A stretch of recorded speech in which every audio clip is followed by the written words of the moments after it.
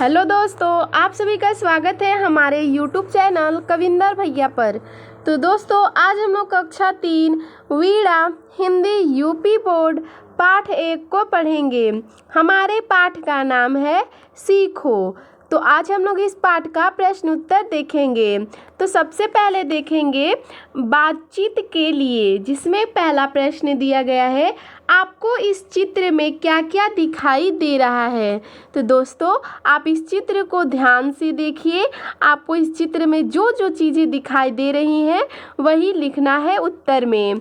जैसे कि उसका उत्तर है सूरज, पहाड़, पक्षी, पेड़, आम, फूल, नदी, पत्थर, बादल। ठीक है, जैसा कि देख सकते हैं इस चित्र में।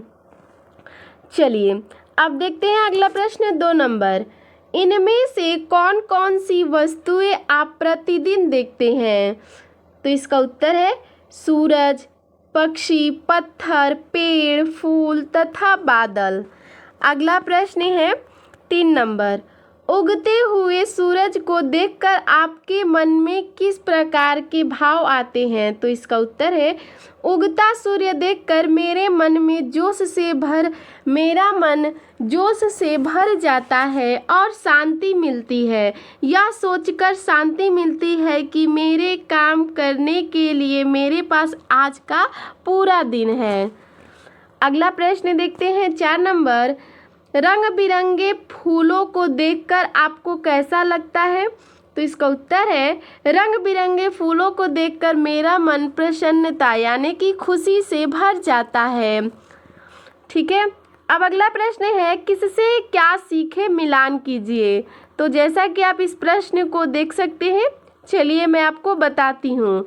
जैसे कि फूलों से हंसना, सूरज से जगना और जगाना, ठीक है, और दीपक से अंधेरा दूर करना। ठीक है, ठीक इसी प्रकार मधुमक्खी से गीत गाना, पेड़ से शीश झुकाना, ठीक है, और प्रकृति से जीवन, ठीक है, जीवन में सदैव आगे बढ़ना। चलिए अब देखते हैं अगला प्रश्न। कविता में किससे सीखने की बात आपको सबसे अच्छी लगी। आपका चित्र, ठीक है, उसका चित्र बनाइए और नाम लिखिए। तो देखिए दोस्तों, कविता में क्या जो है किससे सीखने की बात हुई है, तो उसका चित्र बनाना है और लिखना है। ठीक है, प्रश्न तीसरा है, पढ़िए और बताइए कि यह भाव कविता के किस पंक्ति में आया है। जैसे कि पेड़ों की झुकी डालियों से हमें यह सीखना है कि हमें हमेशा विनम्र रहना चाहिए। तो ये किस कविता की पंक्ति में आई है। तो तरु की झुकी डालियों से नित सीखो शीश झुकाना। ठीक है, अगला देखते हैं ख नंबर।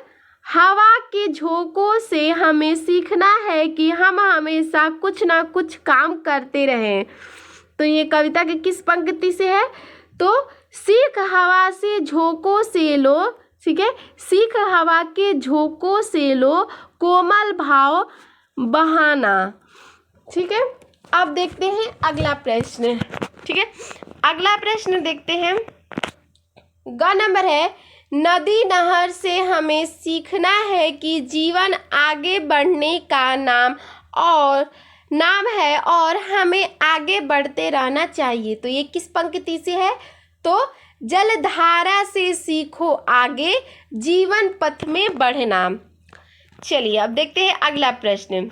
प्रश्न नंबर है कविता से, ठीक है, कविता से सूरज से जागना और जगाना सीखने की बात कही गई है। हम सूरज से और क्या क्या सीख सकते हैं, कोई 2 बातें लिखिए।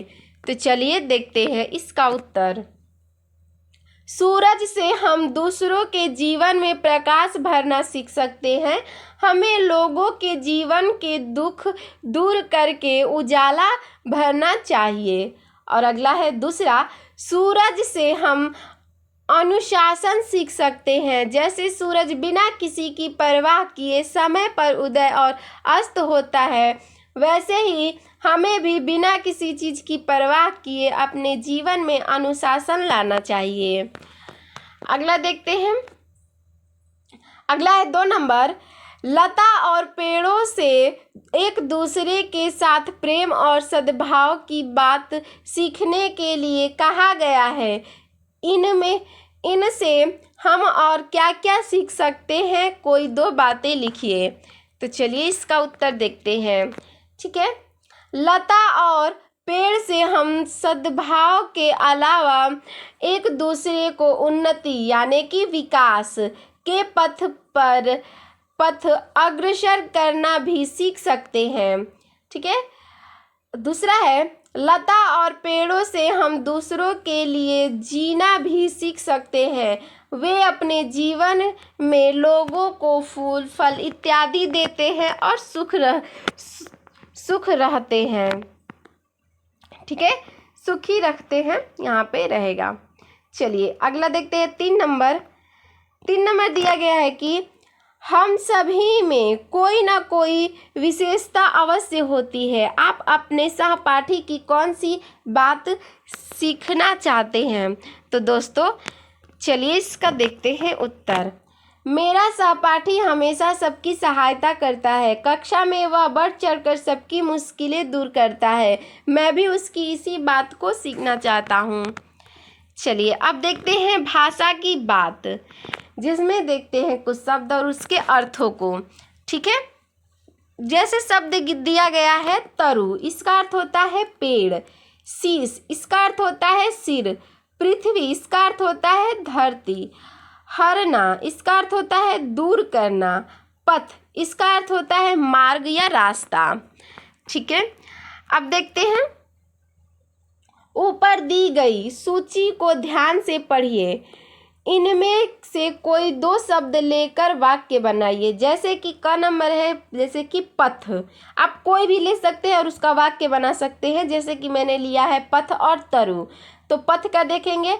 पथ, हमें हमेशा सच्चाई के पथ पर चलना चाहिए। तरु हमें फल फूल और लकड़ी देते हैं। अगला प्रश्न देखते हैं 2 नंबर। दूध और पानी से सीखो। मिलना और मिलाना। रेखांकित शब्द के समान कुछ और शब्द बनाइए। जैसे हंसना और हंसाना, खाना और खिलाना, लड़ना और लड़ाना, पीना और पिलाना, भरना और भराना, सोना और सुलाना। ठीक है, चलिए ठीक इसी प्रकार अब आगे देखते हैं।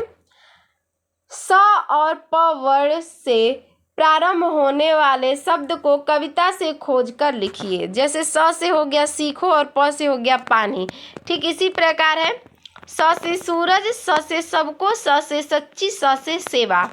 ठीक इसी प्रकार प से पेड़ों, प से पृथ्वी, प से प्राणी और प से पथ। चलिए आगे देखते हैं। तालिका अ तथा ब में दिए गए शब्दों का उच्चारण कीजिए और इनमें अंतर पहचानिए। जैसे पढ़ा, तालिका में दिया गया है पढ़ा, पढ़ा नहीं पढ़ा। बड़ा यानी कि बड़ा। अड़ना, बढ़ना। उड़ना, पढ़ना।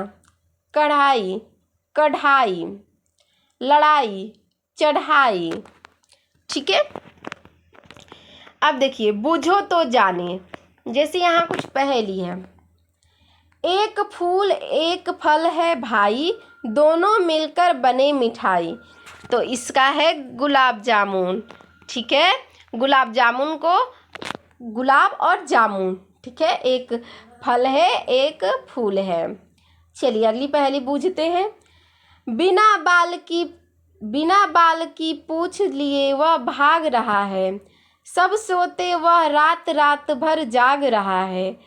काट काट कर कागज कपड़े खुश होता है और धरातल के नीचे घर में सोता है।